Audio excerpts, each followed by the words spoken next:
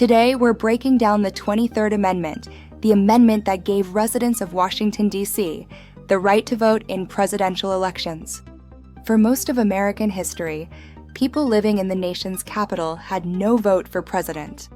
They paid federal taxes, they served in the military, they followed federal laws, but they had no voice in choosing the president. The 23rd Amendment changed that. The 23rd Amendment, ratified in 1961, grants Washington, D.C. participation in the Electoral College. It allows the district to appoint electors, equal to the number it would have if it were a state, but no more than the least populous state. Today, that means Washington, D.C. receives 3 electoral votes. The Constitution originally treated Washington, D.C. differently. It is not a state. It is a federal district. That meant no representation in Congress, no electoral votes, no direct voice in federal elections. Over time, this became increasingly controversial. The slogan became, "Taxation without representation." Residents argued that democratic principles required participation. The amendment addressed one specific issue, voting for president and vice president. It did not make D.C. a state.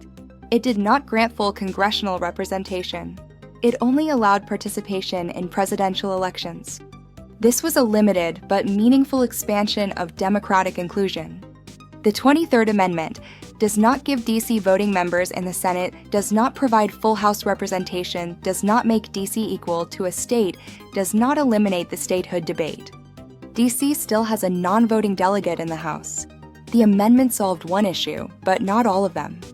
The 23rd Amendment matters because it shows democracy can expand over time. Representation is not automatic. Constitutional change can correct gaps.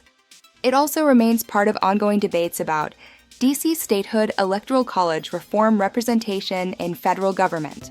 This amendment reminds us that inclusion has often required amendment, not assumption.